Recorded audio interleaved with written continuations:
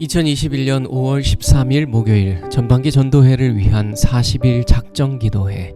오늘 하루도 우리의 목자 되시는 예수 그리스도를 바라보며 그분의 인도하심을 따라 순종하여 나아가는 복된 하루가 되길 기도합니다. 오늘은 이방인에게 들려진 복음이라는 제목으로 은혜를 나누겠습니다. 하나님의 말씀 사도행전 10장 34절로 35절의 말씀을 보겠습니다. 베드로가 입을 열어 가로되 내가 참으로 하나님은 사람의 외모를 취하지 아니하시고 각 나라 중 하나님을 경외하며 의를 행하는 사람은 하나님이 받으시는 줄 깨달았도다. 당시 초대교회 공동체는 깊은 편견에 빠져 있었습니다. 그들은 이방인에게도 복음이 필요하다는 생각을 전혀 하지 못하고 있었습니다. 그래서 하나님께서는 이방인 고넬료에게 천사를 보내셔서 베드로를 불러오라 말씀하셨고, 고넬료가 보낸 사람들이 베드로의 집에 거의 도착할 때쯤 베드로가 환상을 보게 하셨으며, 그 환상으로 인해 그가 고민할 때에 이방인을 만나게 하셨고, 마지막으로 성령으로 말씀하게 하심으로 초대교회의 지도자였던 베드로의 편견을 깨트리셨습니다. 그래서 결국 베드로는 이방인 고넬료의 집으로 향하게 됩니다. 그때 고넬료는 그의 친구들과 일가 친척들을 모두 불러놓고 베드로를 기다리고 있었습니다. 그리고 이제 마침내 베드로가 그의 집에 도착했을 때 베드로는 복음을 갈망하여 그곳에 모인 이방인을 보게 되었습니다. 그리고 이방인을 향해 복음을 증거하는 것이 하나님의 뜻이라는 사실을 다시금 확신하게 됩니다. 그래서 베드로는 지체하지 아니하고 그들이 알기를 원했던 십자가의 복음을 전합니다. 사도행전 10장 43절 말씀입니다. 저에 대하여 모든 선지자도 증거하되 저를 믿는 사람들이 다 그 이름을 힘입어 죄 사함을 받는다 하였느니라. 베드로는 고넬료에게 죄 사함을 얻게 되는 그 비결에 대해 말해 주었습니다. 인류의 유일한 희망, 곧 예수 그리스도의 이름을 힘입어 죄 사함을 얻게 된다는 그 놀라운 진리를 증거하였습니다. 고넬료는 하나님을 경외하는 사람이었습니다. 그는 선행과 구제를 많이 하는 사람이었고 하나님을 경배하였으며 기도도 많이 하는 사람이었습니다. 그러나 그런 고넬료라 할지라도 죄 사함이 필요한 죄인이었습니다. 이 세상에 속죄가 필요 없는 사람은 단 한 사람도 없습니다. 로마서 1장 16절 말씀입니다. 이 복음은 모든 믿는 자에게 구원을 주시는 하나님의 능력이 됨이라. 우리가 복음을 아는 것이 중요한 이유, 예수 그리스도를 믿는 것이 중요한 이유는 우리 모두가 죄 사함을 얻어야 할 죄인이기 때문입니다. 이 세상에 속죄가 필요 없는 사람은 단 한 사람도 없습니다. 우리가 어떤 인생을 살았든 우리의 인생을 차별하지 아니하시는 하나님께서는 당신을 갈급해하는 모든 심령에 구원의 은혜를 베풀어 주시기를 기뻐하시는 분이십니다.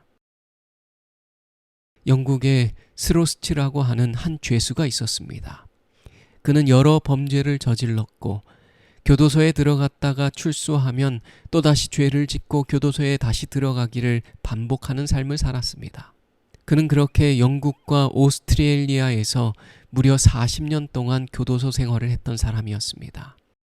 그러던 그가 이번에 또다시 만기 출소를 하게 되었습니다. 만기 출소를 하는 그를 보면서 그곳의 교도관이나 다른 동료 죄수들은 그가 반드시 다시 죄를 짓고 교도소에 돌아올 것을 의심하지 않았습니다. 그가 지난 40년간 나가면 다시 죄를 짓고 교도소에 들어오기를 반복하는 삶을 살았기 때문이었습니다. 그는 정말 변화되지 않는 사람이었습니다. 그런 그가 교도소에서 출소한 그날 밤, 구세군 숙박소에서 하룻밤을 보내게 되었는데 마침 그때 구세군 숙박소에서는 전도 집회가 열리고 있었습니다. 우연히 그는 그 자리에 참석하게 되어 예수님의 십자가 복음을 듣게 되었고 예수 그리스도가 주시는 죄 용서의 은혜를 경험하게 됩니다. 그리고 그는 그날 밤 예수님을 개인의 구주로 영접하게 됩니다.